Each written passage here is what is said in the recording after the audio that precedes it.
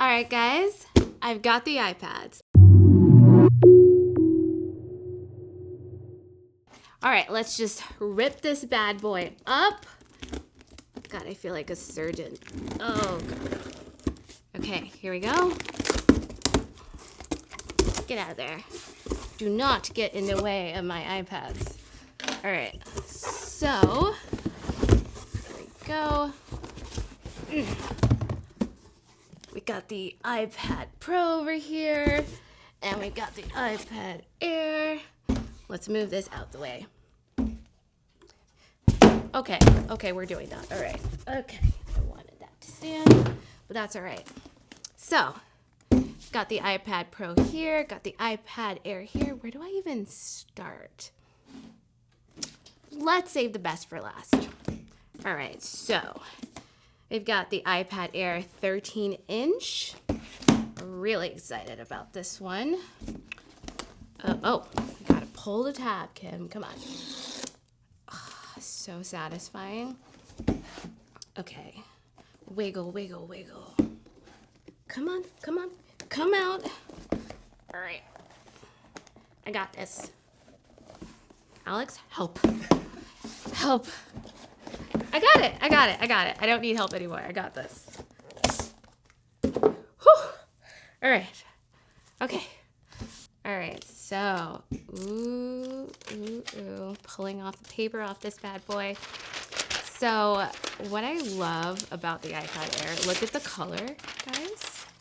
Here's what's interesting. So, usually the iPad Air comes in one model, the 10-inch size, and now it's coming in a giant 13-inch size, which I'm honestly really excited about because, I don't know, I've used the previous size, the 11-inch model, and when you're using it on the Magic Keyboard, it does feel a little cramped.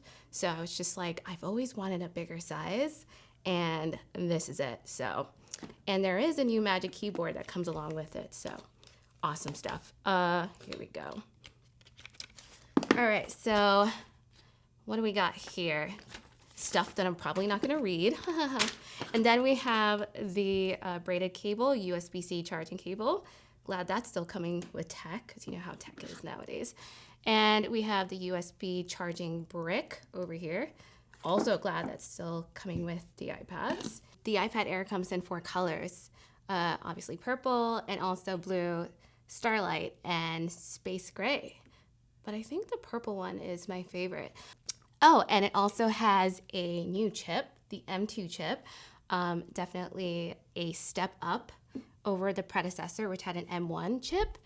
And what's great about this is that Apple says that it has a 50% jump in performance, but of course, we're gonna check that when we do review this. So far, so good. And what I'm looking at here, too, is that you can see that Apple moved the webcam from, sorry, getting my fingerprints all over this, from the portrait to the side right here. So it's great that they moved it from the top bezel to the side bezel, because if you're doing video calls, you're usually holding it like this, probably placing it on the Magic Keyboard, and you want to be able to not have that awkward feeling of having the webcam to the side there. So far so good, loving it. And fun fact, of course, this is the iPad Air. So obviously got this name for being super airy and super lightweight, but as you'll see later, the iPad Pro kind of stole its shine. All right, moving this here, let's get into the iPad Pro.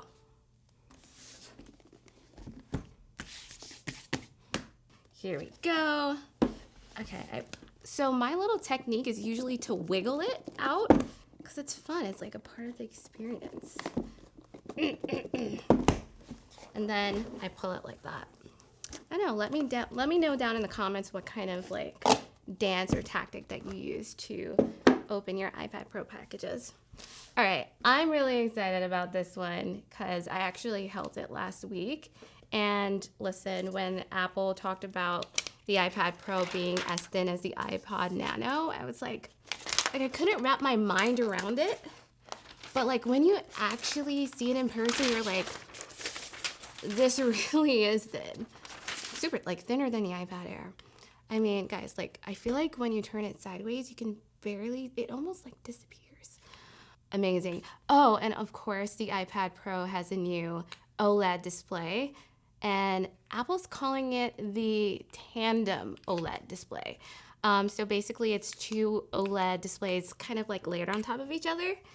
And it basically is going to bring deeper blacks, higher contrast, better brightness. I think a peak brightness of 1600 nits. So yeah, I'm expecting this to be wild when I look at this and open this up. All right, so what else is in here? Probably the same kind of stuff that we saw with the iPad Air. More stuff that I'm totally gonna read. No. And then we have the USB-C charging brick. And oh my God, this is a space black iPad Pro. And I'm just so excited because Apple actually color matched a braided charging cable with the iPad Pro. So that's exciting. Honestly, I've been begging in my mind, like obviously I'm not going to beg to Tim Cook, but I've been begging for a space black iPad, and Apple actually answered my prayers, and it is gorgeous. Okay. So the iPad Pro also now comes with the M4 chip, and this is kind of surprising because we were expecting, if, the natural order of things, it would be the M3 chip and then the M4 chip. And then Apple was like, nope, skipping over the M3 chip, and we are putting an M4 chip in this bad boy. So definitely expect a big performance bump, especially when it comes to AI. So if you're doing video editing, photo editing, definitely you're going to get some great performance when it comes to those, demanding effects when you're doing your little stuff and in your workflow. What else? Also, same as the iPad Air, the webcam, which used to be on the portrait side, on the top bezel, is now on the landscape side. So when you're doing video calls, everything's up top, so you're not feeling super awkward with the webcam sitting on the left side there. This is actually the standard glass iPad Pro, but there's also something called a nano texture glass. And what it's like, it's just basically supposed to kind of make things look a little bit more matte. So, no matter what lighting situation you're in, you're going to be able to actually see a highly visible screen no matter where you're at. So this only comes in the 1 terabyte and 2 terabyte options, so you're definitely going to have to splurge on that one. But if you're okay with just the standard screen, OLED, still gonna get those badass colors and brightness and true blacks, this is just good enough. All right, so finally got both of these booted up. So we have the iPad Pro on my left and the iPad Air on my right. And I don't know if you can actually see this, but to me, this is a lot more vivid, obviously, with the tandem OLED, the new tandem OLED on this display. And then we have the iPad Air on the right here. And I don't know, obviously, being that you're going to get some trade-offs with the iPad Air, being that it's a little bit cheaper, you can see that it's not as vivid, not as bright. I think it's 600 nits on the 13-inch model and 500 nits on the 11-inch model. But yeah, so if you want to, go around to bright windows, or you're going outside, you definitely want to get the iPad Pro for that bright, vivid display that we all love. And if you're just going to be working indoors, the iPad Air is a perfect fit for you. Of course, I'm gravitating towards the iPad Pro because I am in love with the space black chassis. And and two things that I'm noticing. Number one, super, super light on the iPad Pro.